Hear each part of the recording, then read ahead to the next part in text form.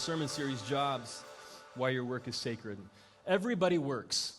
Whether you're a stay-at-home parent, baptisms always get to me. I need to wipe my eyes right now. My goodness, I need to take a breather.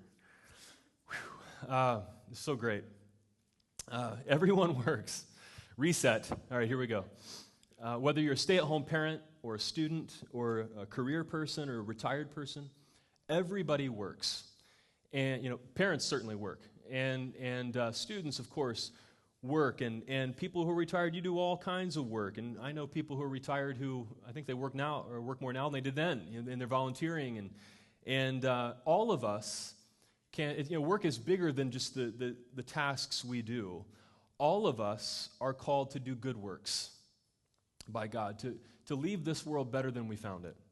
And in that sense, just about everything we do is actually work. And in this series, we're looking at how work is a calling. No matter what it is you do, it's not just pastors that have a calling. We believe that God has called everybody. And callings can be seasonal. They can change over time. Maybe you're in a career transition right now, or you just did, or you're looking at a transition. And we believe it's a calling, and you can find sacred meaning and purpose in your work, that God actually wants to live in you, and God wants to work through you to where God is actually empowering your work. We said last week, all work is spiritual. God is behind everything that you can do in your life if you want to follow Him, empowering you and forming you and working through you.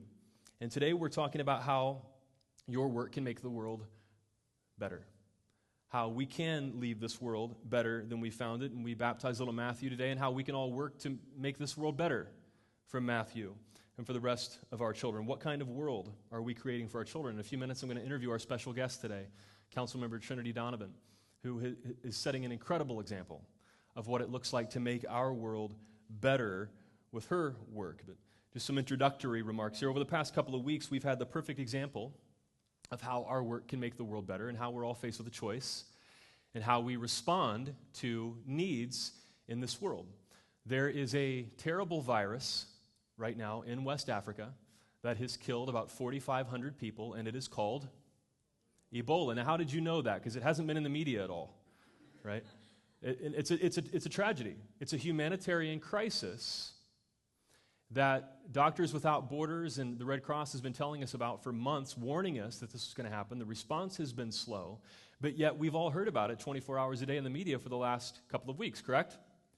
Now, in the media coverage that we've heard about Ebola, has the dominant media story been, wow, we have all these fellow human beings who are suffering. We either need to go to Africa or send aid and help these folks. Has that been the dominant media story? We wish, right? Would you agree with me that the dominant media story has had more to do with fear? Fear that we would somehow catch Ebola, even though the chances of that are remote here in the United States because of the great healthcare system we had. And so I heard a poor frightened lady call into a radio show this week. There was a doctor on the radio show, and she said, how can we save our lives and prevent ourselves from getting this disease? Do we need to wipe down the supermarket, the grocery cart at the supermarket after we use it? And she was in a panic. And the doctor said, well, if you want to wipe down the cart to keep the person who uses it after you from getting salmonella from the chicken you bought, then you could do that. But you don't have to worry about Ebola. Ebola is not going to be a threat to you, but there has been this mass panic that's actually reminded me of the AIDS panic in the 1980s, where there was all kinds of misinformation and stigmatization, and there's just this fear that somehow I'm going to get it. And so there have actually been, the sales of particulate respirators are up 4,000% in the past couple of weeks. You can also buy Ebola survival kits that are really, they're virus survival kits. I've got a picture of one of them, actually. This is the Deluxe Pandemic Flu Survival Kit. You see what you get there? The sales of these are up for several 100% now. You get a plastic suit, latex gloves, a mask, bandage spray, and of course the most valuable tool ever created, duct tape. Do you see the duct tape on the far right side of the screen? The company selling this is Ammo Land. You can also buy a Russian sniper rifle from this company. So, if you're scared of Ebola, you can get duct tape and a Russian sniper rifle, and that will apparently keep you safe from Ebola. there's been this response of fear from so many people. There's been a second response. So one response when we find human need is fear, even irrational fear, mass panic, that I want to get as far away from this human need as I can because I don't want it to hurt me. Do you follow me? If I get too close to the human need, it'll hurt me. And I'm afraid of it, and I want to go to great lengths with latex gloves and duct tape to keep myself from this threat. Well, the other very different way of covering Ebola and a different response to Ebola has been factual, and it involves a compassionate response for those who are suffering from Ebola in West Africa. Over 4,500 people have died. It is a tragedy. My wife and I this past week, we made a donation to Doctors Without Borders. And I wouldn't normally share something like that, but I share that to say that's something we can actually do out of compassion to address this need. But there's actually precedent for how Christians should respond to the needs we see in our world, how God could make the world better through our work. Sociologist Rodney Stark authored a book entitled The Rise of Christianity, how the obscure, marginal Jesus movement became the dominant religious force in the Western world in a few centuries. And Stark writes that one of the reasons that Christianity grew so quickly in the first 300 years of its existence in the Roman Empire was the way Christians compassionately cared for people who suffered from plagues. There were two terrible plagues, one in 160 AD and the other in 250 AD. And he calls it differential morality. Morality that, is different from what we encounter in our dominant culture. And he said that when people would come down with the plague, whether they were Christians or whether they were pagans, that Christians were more inclined to care for the sick because they believed in mercy and they believed in an afterlife. And they weren't so scared of the disease that they ran away. There were some who abandoned their own family members. They ran out of the town. But Christians were more likely, according to the sociologist Rodney Stark, to stay in the urban centers and care for people who were suffering with the plague. Stark writes this: "Thus an immense Christian gain would have occurred without their having made a single convert during the period. But, as noted, these same trends ought to have resulted in many converts. For one thing, if during the crisis Christians fulfilled their ideal of ministering to everyone," and he puts everyone in italics, "there would be many pagan survivors who owed their lives to their Christian neighbors. For another, no one could help but notice that Christians not only found the capacity to risk death, but were much less likely to die because they were cared for." But the assumption in the ancient world would have been, well, the gods must be taking care of it. But it was their compassion that saved so many lives. And then Stark, in his book, The Rise of Christianity, quotes one passage that he believed made more difference than any other passage when it came to how Christians wanted God to work through them to make the world better and responded to human need with compassion. It's Matthew 25, 34 through 40. And in this passage, Jesus paints a picture of the last judgment. And he talks about the king, and he's the king in this passage. And he instructs us as his followers how to let God work through us to make our world better. Matthew 25:34, "Then the king will say to those on his right, 'Come, you who are blessed by my Father, take your inheritance, the kingdom prepared for you since the creation of the world. For I was hungry, and you gave me something to eat. I was thirsty, and you gave me something to drink. I was a stranger, and you invited me in.'" He's saying me here several times. 36, "I needed clothes, and you clothed me. I was sick, and you looked after me. I was in prison, and you came to visit me." Then the righteous will answer him, "Lord, when did we see you hungry and feed you, or thirsty and give you something to drink? When did we see you a stranger and invite you in, or needing clothes and clothe you? When did we see you sick or in prison and go to visit you?" The king will reply, Jesus will reply to them, "Truly I tell you, whatever you did for one of the least of these brothers and sisters of mine, you did it for me." And Stark says that one verse, maybe more than any other, showed Christians that what it means to follow Jesus is that we respond to human need with compassion. We don't run away, but we run toward it to getting involved. And so in my daily work, in your daily work, Whether you're in an office or whether you're at home or you're retired or volunteering, whatever it is you're doing, we can ask questions like this. I can ask myself this question: how does my work affect the people around me?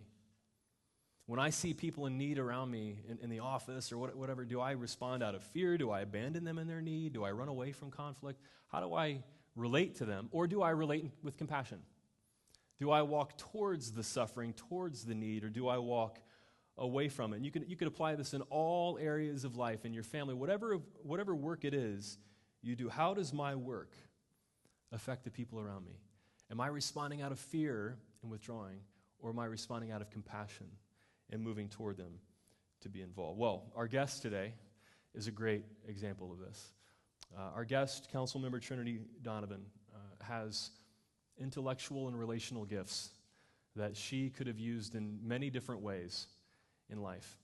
And she's chosen to be involved in public service and to be involved in the nonprofit sector.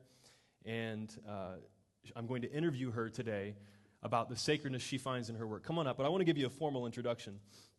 Trinity, come on up. Sure. Councilmember Trinity Donovan has lived in Chandler for 29 years. She began her tenure on the city council in June of 2006 and served as vice mayor from January 2011 to 2012. She currently represents the city of Chandler on a regional level as a member of the Maricopa Association of Government, Human Services Coordinating Committee, and Valley Metro Regional Public Transportation Authority. She serves as the RPTA's vice chair. She represents the city at a national level through her involvement in the National League of Cities Council on Youth, Education, and Families. Councilmember Donovan is the Chief Executive Officer of the Chandler Christian Community Center, and we're having our Thanksgiving food drive to donate items to the community center. Working in leadership positions with a variety of nonprofits for the past 15 years, she has also been involved in many community coalitions in areas including financial stability, homelessness, domestic violence, early childhood and youth development. Locally, Councilmember Donovan volunteers for a variety of organizations. She's active in her church and performs service projects internationally. Most recently, she traveled to Ethiopia with Hope for the Hopeless to work with an orphanage. Councilmember Donovan has been honored by the Business Journal as one of its 40 under 40, received the Soar Optimist Woman of Distinction Award, Chandler Alliance for Character Award, Impact for Enterprising Women Celebration of Success Award, and the Stanford Associates Achievement Award. I'm questioning my life's accomplishments at this point. Wow. A graduate of Chandler High School, Councilmember Donovan holds a bachelor's degree in comparative studies in race and ethnicity and a master's degree in sociology, both from Stanford University. She also attended and graduated the Chandler Leadership and Valley Leadership. She and her husband, Ray Bolkin, were married in 2011 and have a daughter, Micah. So will you join me in welcoming Councilmember Trinity Donovan? That is quite a list of accomplishments there. I don't usually sit and listen to my bio being read. Well, maybe that's good. You should be thanked for what you're doing. And you're involved in so many ways. And 5 months ago, your life changed dramatically. So with the addition of a new family member. So how's that going? She's wonderful. Yeah. Micah Ray. Micah Ray, 5 months old. And appreciate Ray being here today as well. And little Micah, welcome to both of you. And well, you currently serve as a Chandler council member and a CEO of the Chandler Christian Community Center. How did you become involved in your current work? Well, when I was a teenager, and before that, I grew up in a church that was really involved in mission work, social justice work, and so through those opportunities, one activity that I did was serve food to migrant workers, where there are now homes near the Santan Mountains. But wow. We'd go out and serve food weekly to migrant workers, and really gave me a great foundation for service. Then, when I went to college, I was interested in running a nonprofit someday, and had the opportunity through some financial aid work-study program to work at nonprofits for a great deal for them, about $1 an hour, and then a great deal for me because I made a California wage and was able to pay Stanford back, so great deal for them as well. Okay. But really got that experience of working with nonprofits and have been able to work at a variety of nonprofits, including Chandler Christian Community Center now. And for council, I was actually I was speaking in my church about how we have the opportunity to serve right here in our community, and talked about downtown Chandler in particular, and the statistics of downtown compared to the statistics of Chandler as a whole, which is a very vibrant community. And there was a high school student playing trumpet that day. He heard me speak and said, he gave his number to the usher and said, I think you should run for something, and I'd like to help you. So with his help and the help of other high school seniors, and then who turned into ASU freshmen, we embarked on a campaign, which was a great experience. And you served well. I hear so many people make great comments about you. I was at Veterans Oasis Park walking around this week and just passed some people who were like raving about you, just randomly. Isn't that cool? Like you're just walking around in a park and you hear people mention your name and, oh, how great this person is. It's so weird. I'm like, oh, she's coming to our church. That's right. And so you've done so many great things. So what does your daily work look like? It's probably a long list of items. It's pretty varied. Yeah. I mean, at Chandler Christian Community Center, it may be working with our staff on developing a new program or evaluating a program that we have to look at how we can do it better, writing grants to bring money in so we can do those programs, attending meetings to be part of the community and those community partnerships.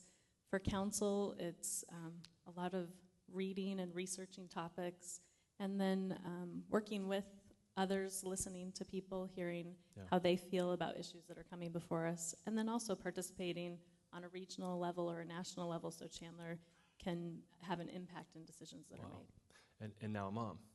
Yes. Somehow you find time for all of that. And, we appreciate the work that you're doing because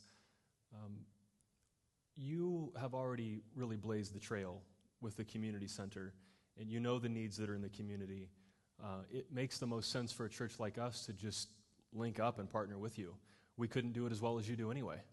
And I know lots of churches feel that way. And so it's a wonderful gift just for us to be able to partner with you, and we want to do that a lot more in the future. Well, and we really rely on one church and other churches to be able to partner with us, from helping financially with some of the donations that you've given to our iHelp program, to our food bank, to Chandler Christian Community Center in general, to the volunteering, whether at the food bank or through our Operation Santa program. It's really about how we can all come together to serve one purpose. Yeah.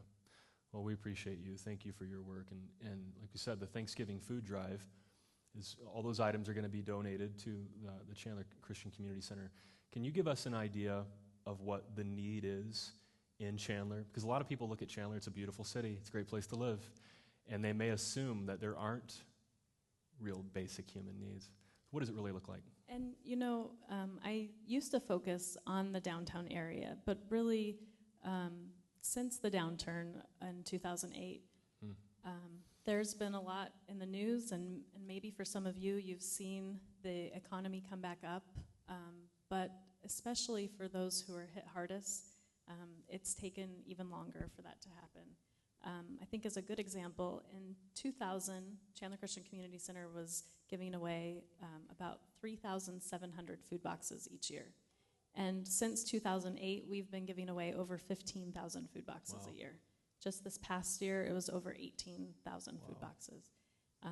We can't do that without the community providing us food. So last year, 980,000 pounds of food went into those over 18,000 food boxes. And so we're seeing people who have lost their homes, have a medical crisis, have lost their jobs, or are in a cycle of poverty and trying to get out. We also have our Family Resource Center, where over 300 classes were provided to the community last year, over 10,000 hours of instruction, from giggles, squiggles, and squirms, where parents and their 3 to 5-year-olds will learn about early literacy and help their kids get ready for school, to parenting classes and other activities, story time and the like. And then in 2012, we were able to take on 2 programs from another nonprofit who was closing those services. The CAP office, which is Community Action Program, we helped over 2,700 families with utilities or rent payments, emergency payments to keep them in their homes and prevent homelessness for them and their families. And then at the senior centers, we provided over 68,000 meals for seniors, both in Chandler and Gilbert at the senior centers, and then through home-delivered meals for people who can't get out to the senior centers and don't have family around to help support them. 68,000. 68,000. Wow. And a team of about 4 who are making about 300 meals a day. Serious? Oh my goodness. It's wonderful. Wow. So you're putting together a fabulous team of people to address needs that many folks ignore. We have 34 staff and over 1,400 different individuals who volunteered for us last year. So the volunteers provided almost 34,000 hours. We couldn't do it without the community. That's phenomenal. Well, you're doing amazing work, but it can't be easy either. So what are some of the, we're all thinking about our own work and our challenges that we face at work. What are some of the challenges and rewards that you tend to face in your work? I think the biggest challenge is we see a lot of people in crisis. And so just having people come in crisis, this is their last turn, or even just coming into the doors can be difficult for people. There was a nurse one time who her hours had been cut. She and her family were in need of food, and she was outside in her car and called me from her car and was just like, I can't get out. I need the food, but it's just such a humbling experience for people who aren't used to having to go be in need and have to go somewhere for help to feed their family.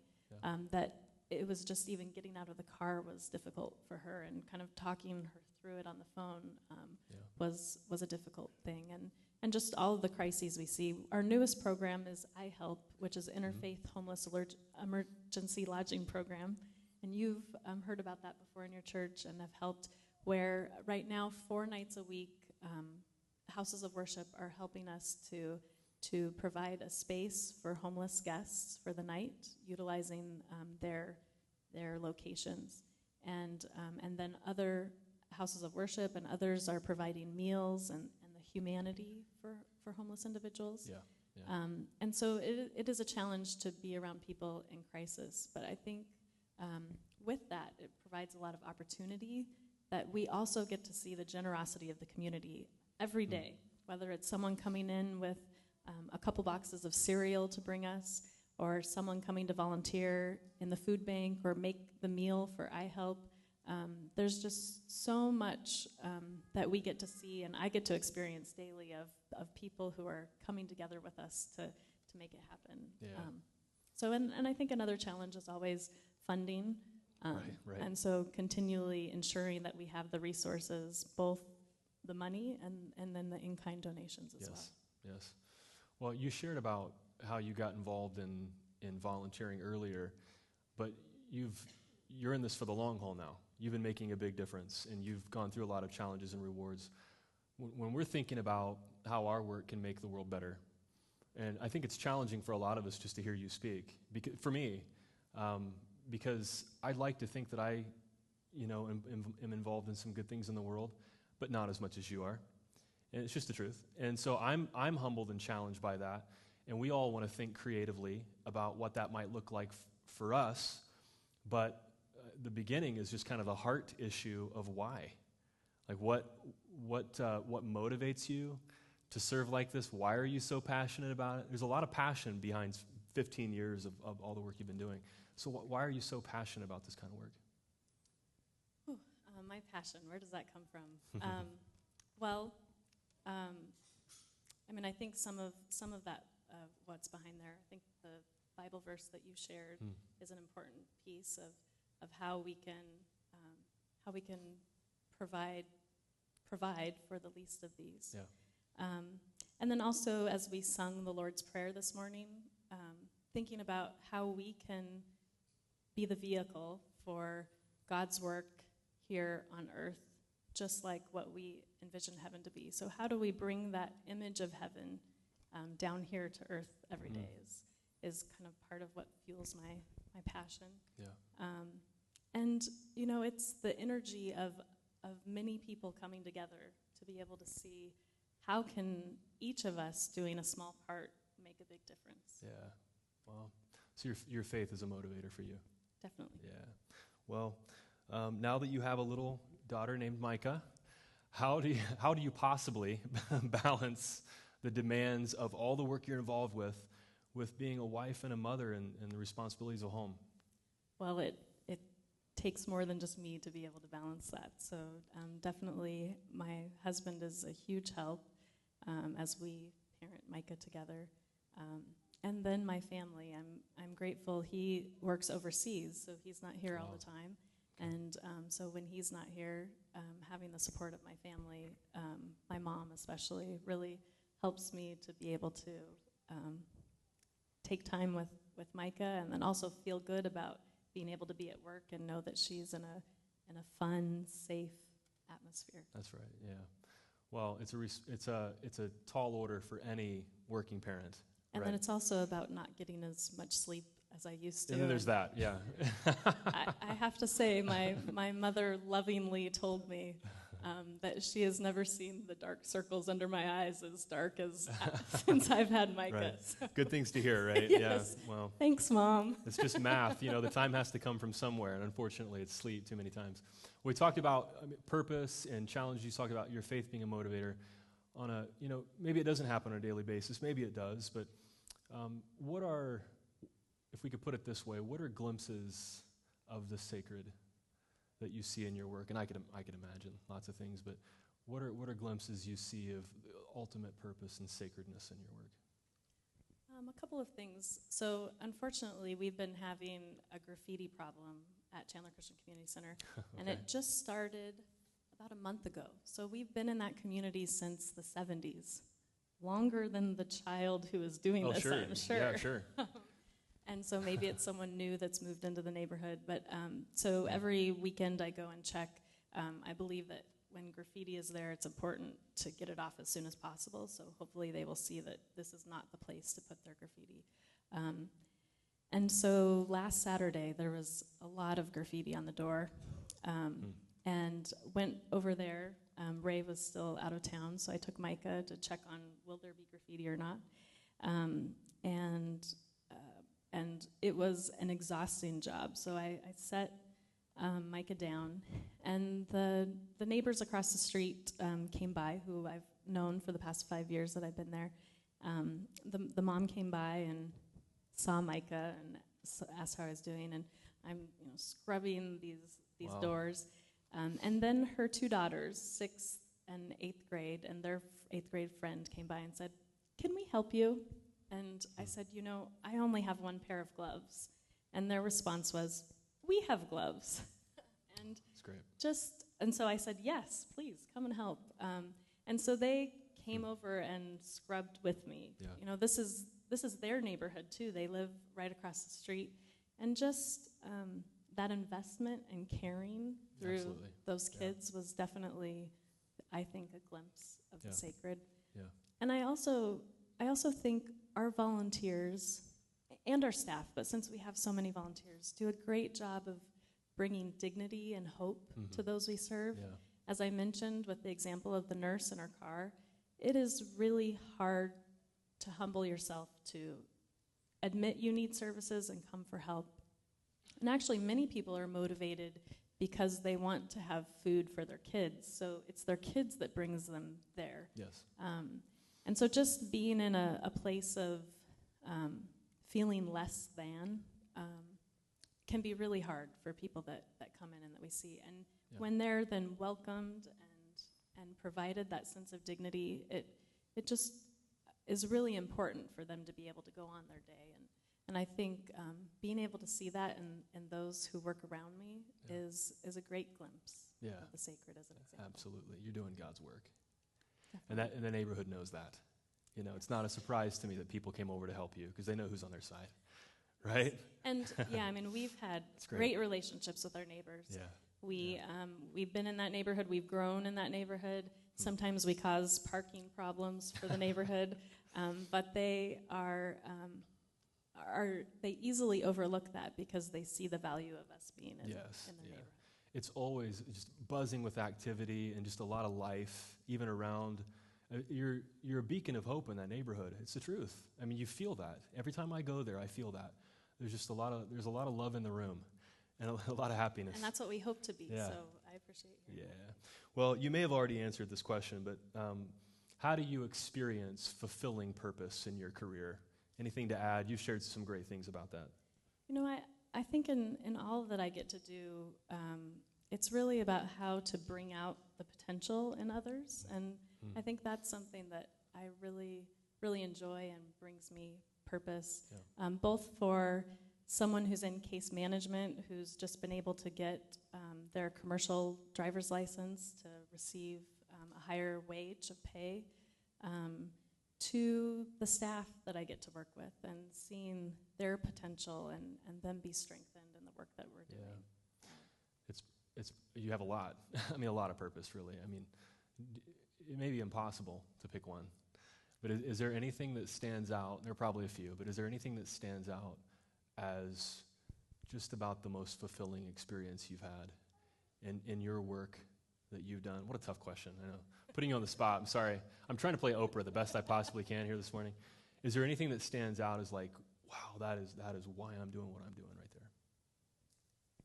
You know, I think at Chandler Christian Community Center, we've been really, really fortunate to be able to respond to the need. And so I've been able to be there about 5 years, and it's been great to see the growth. When I started, we had 3 employees and about 200 volunteers focused on the food bank.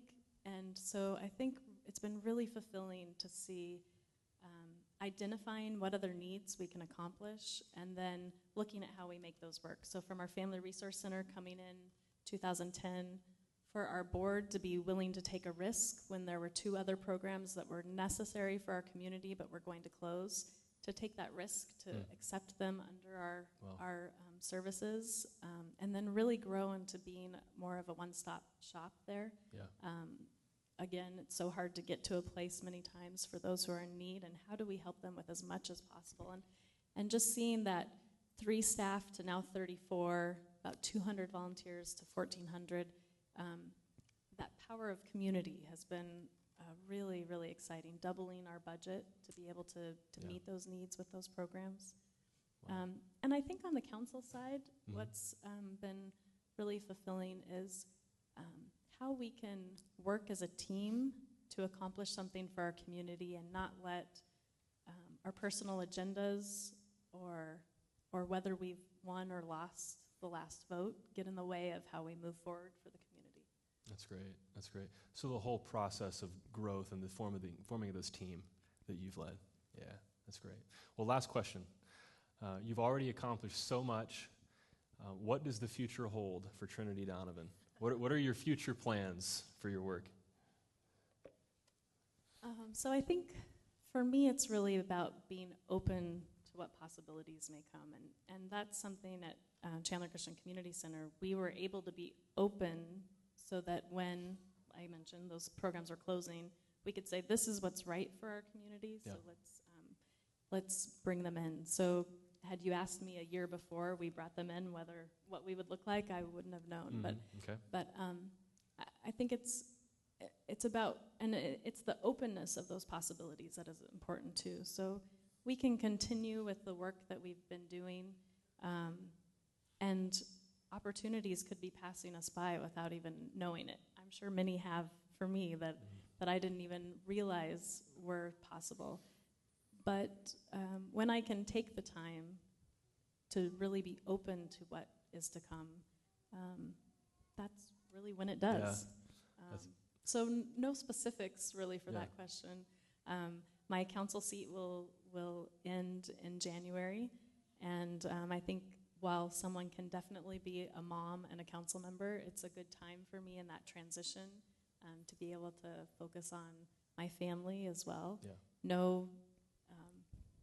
No aspirations right now for a different office. I love what we do in council, but it'll be nice to kind of take that time for my family and, frankly, Chandler Christian Community Center too, and then just be open for Yeah. those next possibilities. Probably taking some.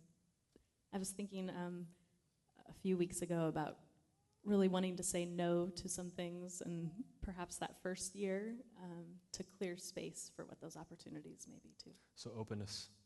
Yeah. Well, thank you so much for your work. I'm personally very grateful to you. I'm grateful to be able to have someone like you in our community to invite to talk about things like this, because you're such a great example of it. And apparently those people raving about you at Oasis Veterans Park agree with me. And you've been great for the city. I'm speaking for myself. And our church appreciates you, that we can run this Thanksgiving food drive and have a place that knows what to do with it. We're so grateful. And I equally am grateful for all of you and for you for the work that you do in our community too. Well, you're So kind. thank you. Can you promise me one thing? If you ever run for president, could you come back and announce it here? Can we make that deal today? All right. Can we thank Trinity, everybody? Thank you so much. It's great. Just fantastic work. Thank you so much for sharing. And so everybody works. Whatever your work is, whatever station in life you find yourself in, for those of us who want to follow Jesus, we have a differential morality, as Rodney Stark put it. We have an example from our leader, Jesus, that is different from much of the world. When we see human need, we don't run from it in fear, but we run toward it in compassion and love. And what a challenge for me and for all of us. It's a challenge and a privilege that God can work through you and through your work to make this world better.